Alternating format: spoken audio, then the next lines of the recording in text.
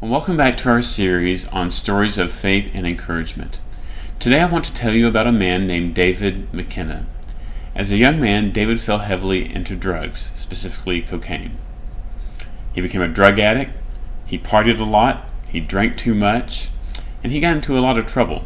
He was arrested multiple times for drug violations and also for burglary. He almost died on a couple of occasions until he finally got into rehab. And through rehab, he sobered up and he found Christ. And his life changed and he began to look for ways to help others. A few years later, he and his roommate Jamie met a young 19-year-old woman named Renee. And Renee was in a really bad place. She was a drug addict. She was suicidal. She had been self-harming. She'd been using a razor blade to cut really terrible words into her arms. Eventually, they were able to convince her to go into rehab, but when she arrived at rehab, they wouldn't accept her because to enter rehab, you had to already be sober, and she wasn't. There was no detox facility available, and so David and Jamie invited her to stay with them in their home for 5 days. The detox process is very, very difficult, and so they decided to do everything they could to take her mind off of it. They took her out for coffee. They took her to a concert of one of her favorite artists, and the day before she entered rehab, they took her to church, and they had their friends pray over her. Renee went to rehab, and she sobered up too. Through those 5 days, this story was written. Jamie wrote the story about what happened during those 5 days, and it was called To Write Love on Her Arms. This became an organization designed to help people overcome addictions. A few years later, David and Jamie teamed up to make a movie based on those 5 days that was also called To Write Love on Her Arms. That movie came out in 2012.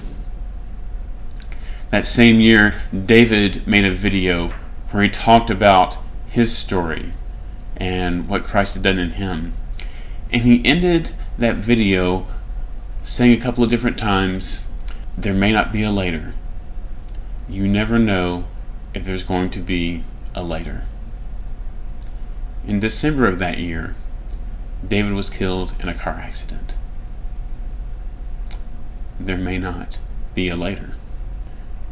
David didn't know just how true his words were. He didn't know how much time he actually had, but he used it well. Right now with all this going on with COVID-19, I don't know about you, but sometimes it feels like we're just waiting for it to end. We're waiting for life to resume. We're waiting to do things later. But there may not be a later. And so if you're watching this, I want to encourage you this way. Do what you need to do today. Today is the day to follow Jesus. Today is the day to live your life for Him. Today is the day to get sober if you're struggling in ways that David and Renee were. Today is the day to get clean. Today is the day to get help. Today is the day to reach out to someone else. Don't wait. In James 4:13 and 14 it says, "Now listen, you who say, 'Today or tomorrow we will go out to this or that city, spend a year there, carry on business, and make money.' Why? You do not even know what will happen tomorrow. What is your life? You are a mist that appears for a little while and then vanishes." And then in Hebrews chapter 3, verses 7 and 8, it says, "So as the Holy Spirit says, today, if you hear His voice, do not harden your hearts." So whatever God is telling you in your spirit to do right now, don't wait. Start today. We'll see you next time.